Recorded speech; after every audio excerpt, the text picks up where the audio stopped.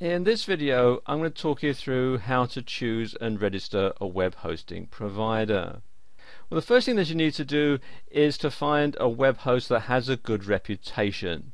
And to do that, you want to ask around, you want to look on marketing forums and web design forums and that sort of thing. And just simply ask around for recommendations, and people who have used a particular web hosting company and are happy with it will come forward and say, yes, you should go with this particular company.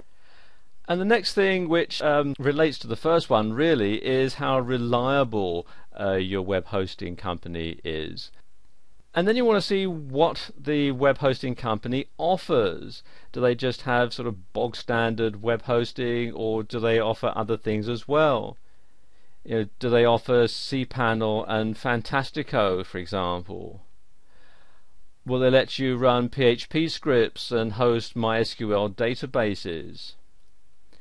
What about the software that comes included? Do they have WordPress or Joomla or shopping carts and so on? All these considerations need to shape your decision. And then there's the operating system that the web hosting company runs their servers under. Most web hosting companies run Linux. Some offer Windows, some offer both. You might need Windows if you're going to run certain back office operations, for example. And then there's the scalability issue with your hosting company. Are they going to be there to let you grow your website as your business grows?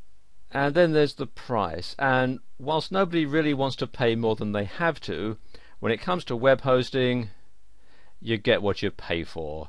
And if it seems too good to be true, it probably is too good to be true. And that's all I think I really need to say on that subject. And then there's the customer support that your web hosting company offers.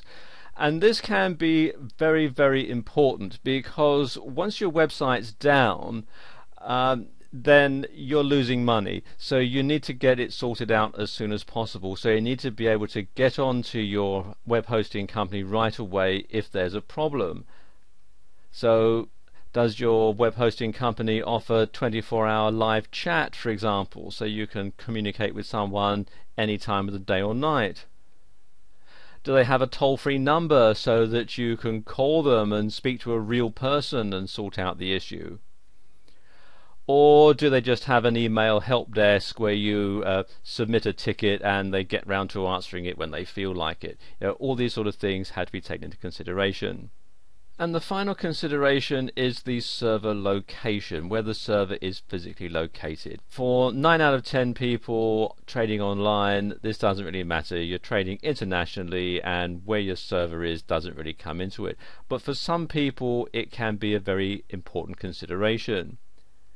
For example, if you run a website for an offline business and most of your customers are local, then it makes sense to have a web server, if not locally in the same town, certainly within the same country, simply because you can then avoid currency fluctuations because the bills will be in your local currency.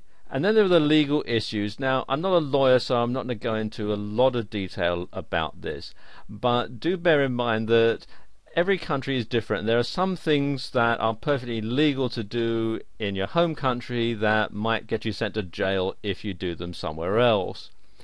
Now, if you have your web hosting in a different country to the one where you live or where your business is based, you need to make sure that your website complies with the laws in both countries. Now, for most people, this isn't an issue at all. But if your website is on what might be considered a contentious subject, for example, you have an online gaming site or an adult website, or you sell products that are regulated like alcohol or pharmaceuticals, or even if you're selling a product that's based on public domain content, copyright laws are different in different countries. So you have to take these into consideration. So if you are in any doubt as to whether the legality of what you're doing in the country where your website is hosted is different from what you are at home, then the best thing to do is to have a web host in your home country, and you could even go so far as to have your domain registration and credit card processing all in your same country as well,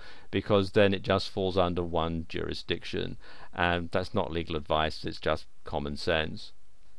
And the final consideration is if you have your own server and you're just renting the rack space, then obviously you want to make sure that the data center isn't all that far away, so that if there is a problem you can get in your car and go down and sort it, or get your engineer to go down and sort it. So like I say, for 9 out of 10 people watching this video, location isn't going to be a problem, but if you're the 1 in 10 person, then it's something that you need to consider very carefully.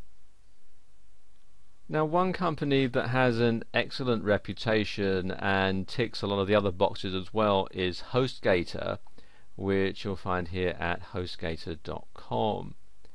And it's very simple to sign up with HostGator, and as you can see, their prices aren't too bad either. What you do is come down to where it says View Web Hosting Plans, and it takes you to this page, and you can see the different hosting plans and also what you get with them. For example, they've got cPanel and MySQL databases and software like Joomla and WordPress and so on. So let's say I'm just starting out and I decide I want to go with their so-called hatchling plan, which you can find here. All you have to do is click on the Order Now button. Takes you through to this page where you can either choose a domain name and HostGator will help you register it, or you can enter an existing domain name if you have one already. I already have one that I'm going to use, so I'm just going to enter it here. It's anothercompany.co.uk, and if you have a coupon code, you can enter it here. As you can see, at the time that I'm making this video, they have a special offer going, so it's already been automatically entered in. And then click to step 2,